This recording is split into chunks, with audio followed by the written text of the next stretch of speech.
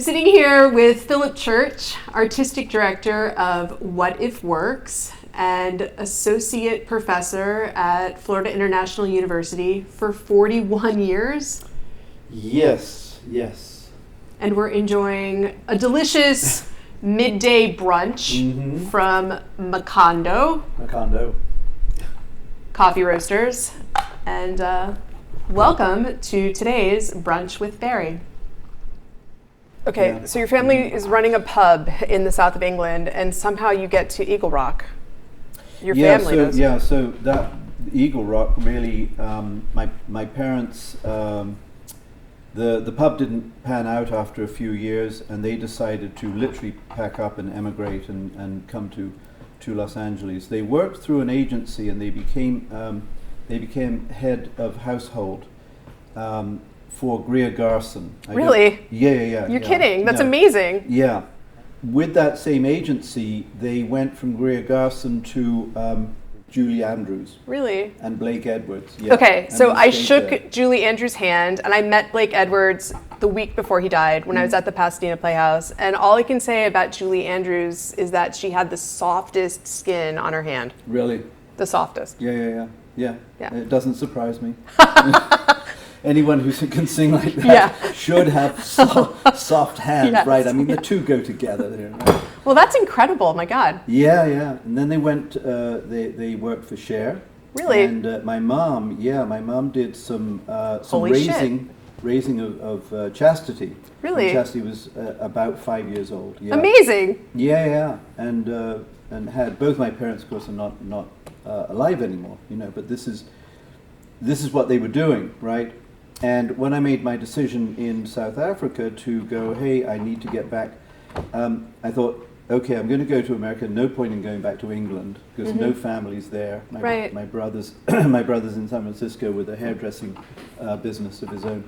So come over and get into UC Irvine. Yeah. To the MFA program to get a degree, so I could start directing and teaching. And that's what I did, and then the actor in me, kind of stepped aside. Yeah. And I suddenly found so much more purpose and fulfillment from leadership, from teaching and directing and so on. Yeah. So that's how. Someone said to me, "You teach what you don't know." And I wasn't quite sure what that meant, but I found myself, I got my MFA at the university. My degrees are in acting, and I got my MFA at the University of Iowa, and I taught 13 classes of football players. And as a Big Ten school, the football players, in my memory anyway, had to take an acting class. Or maybe it was an arts class, but in my memory they had to take an acting class. And so I had these 13 classes of football players, people who were never, really validated for anything other than their physical prowess, were suddenly being asked to get sensory, to speak, and give value to thought and give value to what they had to say. Yeah. But it was a very, very, very powerful theatrical experience for many of these students, the football players, who had never ever had a positive or any theater experience before. Yeah. So we have to lead. Many young students. Not all. Some are finding themselves, but we have to lead many young students to discover themselves. Yeah. And some ways are through this. That's not to say that those students lack a sense of themselves, personality, character. But it's how they put those things together so they articulate themselves and their ideas. They need the opportunities that teachers and directors, if you're doing theater and education, can lead them to the opportunity to be able to express themselves and articulate sometimes for the first time what they've always known and wanted to say. And we have to be those agents that find ways to bring about the opportunities, for them to be able to do that. I don't know if I became a better actor, but I became someone who, and the great thing about acting, of course, is that it's lifelong learning, and it's time-released learning. But I became a more, I understood acting in a way that I never could when I was in conservatory myself, when I was teaching it. Did you find that when you were teaching it, Yeah, Lord, this thing of acting. You know, I remember coming back home, Eagle Rock, from Irvine, because I lived down there in the dorms, right? And then I go for the weekend to my parents' place, visit them.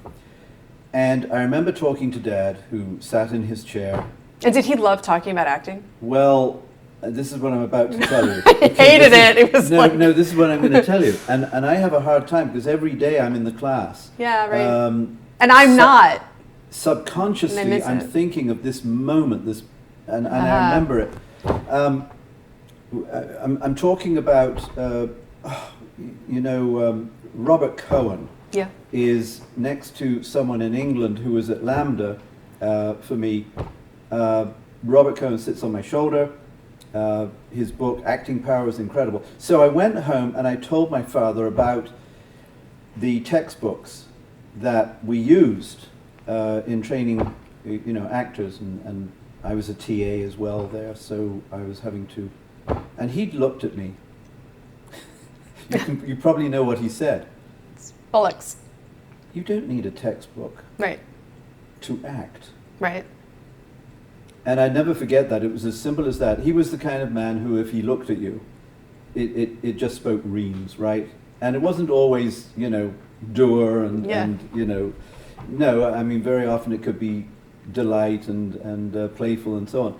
But he was really a man of few words when he wanted to be, and that thing of you don't need a textbook to act really stuck. Yeah. And quite honestly, we have all these methods and approaches, and ultimately it comes down to, are you a person on stage? And this year, what I'm focused on is turning the actor's work toward developing personhood, not character. Now, we're doomed because the playwrights say characters. Back in the day, it used to be called persona. Person, well, the mask, sona, the mask, person, each mask, okay, persona. Now we call them characters, and it's all about character analysis and character definition. And what is your character? What do you mean, what is your character? What am I doing? Not what is my character doing? My character is me.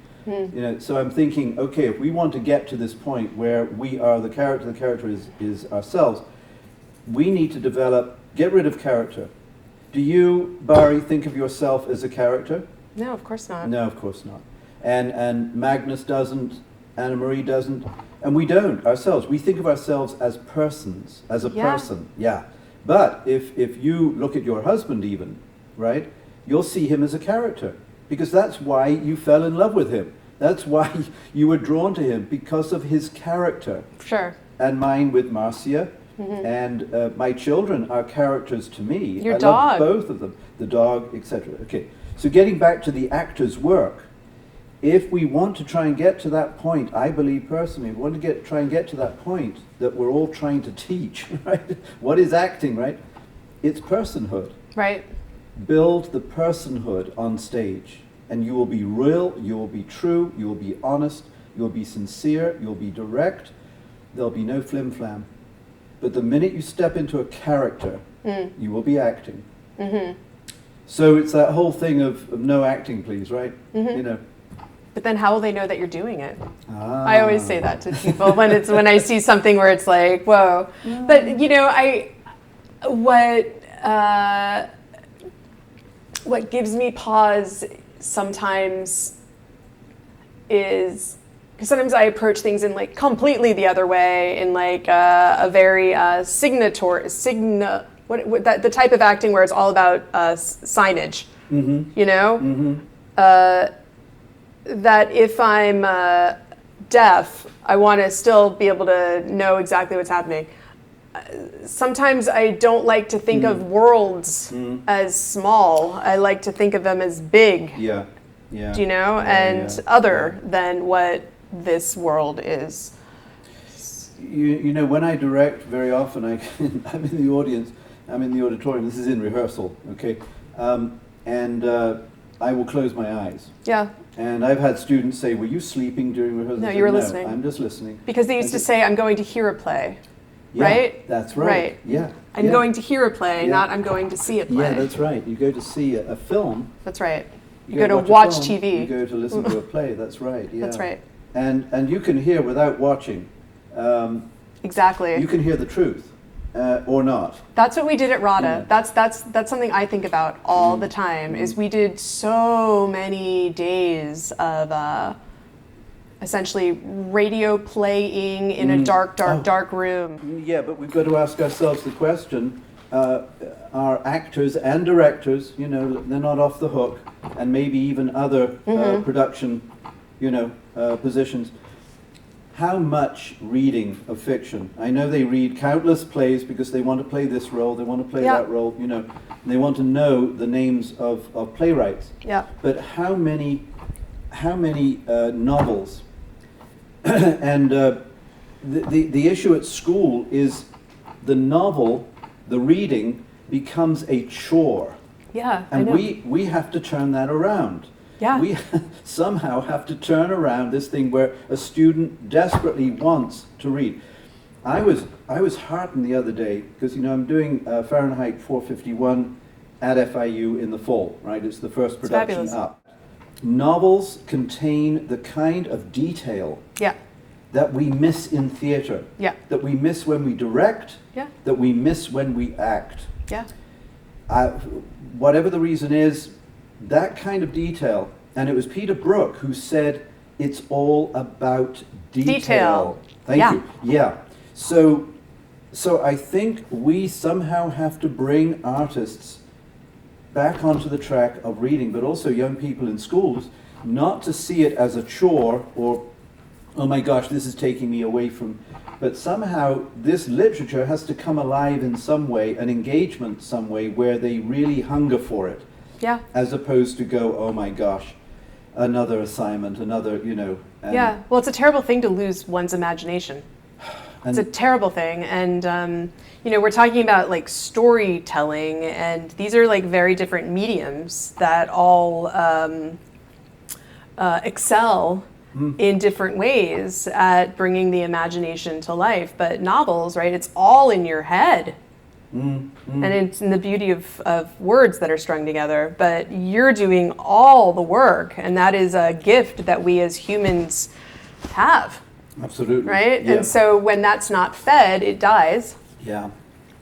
Yeah. And that's a terrible, terrible thing. And I go back to the whole purpose of what a theater, in a very kind of European way, means to a community, and that is that you have to have a center for learning, you have to have which is a school, you have to have a place of law.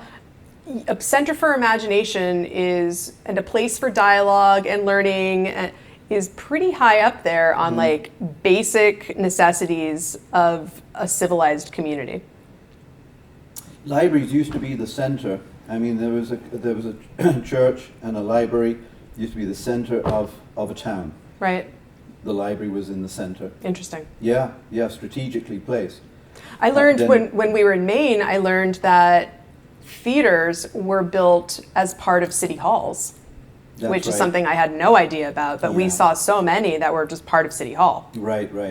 Yeah, that was in the days when they played in law courts and inner courts, and so they were very connected. Interesting. To the courts.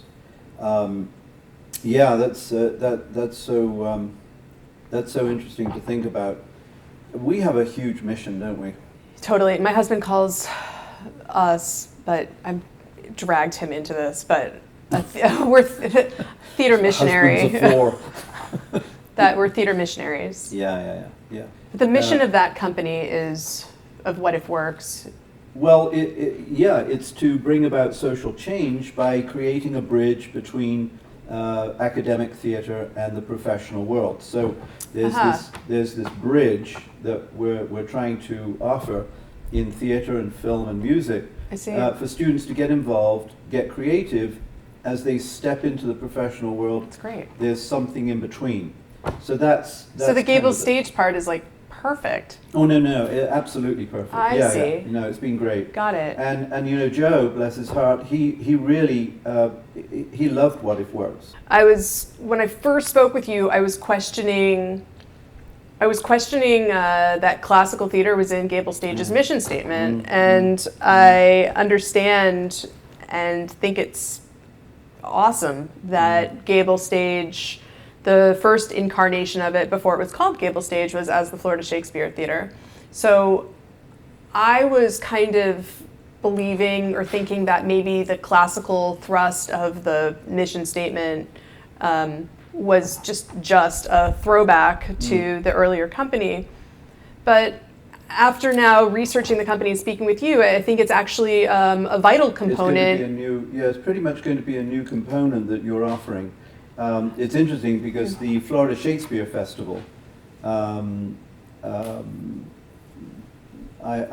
directed the first production in the Biltmore space before it was actually even finished. It was a production of Hamlet, and it featured Danny Pino. I remember the dressing room wasn't even functioning at that point, so it was it was very, very early in the the history of that space being a theater.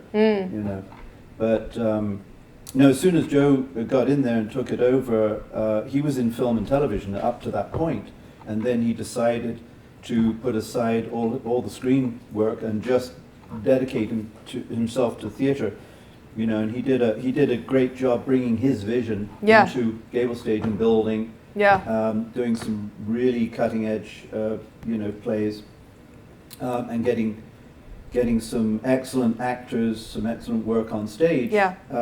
Keeping an eye on Broadway, not on Broadway, but on New York, seeing what was happening, and trying to bring some of those productions, not from New York, but trying to make sure that we got to see them in Miami. So that was doing the community a big service, because there's a lot of people who can't get up to New York to see theater. Plus, the mission of the core of the mission of GableStage is to provide South Florida audiences with plays of artistic excellence, but the core of it is that confront issues and topics of today, which is another bridge to What If Works and the relationship, certainly the focus that you're bringing with the Shakespearean choices that you're making, but also, yes, Joe very much, believed that one shouldn't have to go to New York to see what's hot and new, but also that these plays, related deeply to the mission statement of the company. I've had a great time. This has been wonderful. Eat your cookie. Eat your last cookie from Macondo. This is a delicious cookie. It is my favorite because it has almonds it's fantastic. in it. I can't wait to dig in to King Lear with you this year. And I'd love to come visit you at FIU. If you want. Absolutely. I'm going to be having a meeting with the dramaturg, Marilyn Scoe. She used to be chair of our department. She's now a professor emerita. She retired a couple of years back, but she remains with What If Works as a dramaturg. Great. So we work on the study guide. I think you've seen the study guide. I have. I think they're fantastic. That we put out for the students. So in the classroom, they can really get into the meat of the production. And I thought the virtual work you did this past year was also really, really innovative, and from what I've seen, extremely well done. With Midsummer. Midsummer Night's Dream, Setting it in local places that students would be familiar with. Each time you can't take back the same thing unless you go to a whole host of new schools, but you also don't want to repeat the same thing either. So Lear's heath, you know, where he's banished to, as it were, will be an urban wilderness, an urban landscape. So he becomes homeless, but in an urban dystopian kind of setting. Yeah. Yeah, and there's some things we're already, you know, tracking and thinking about developing with technology to go out with that Love it. project. So, be talking to you more about that. Love it. Mm.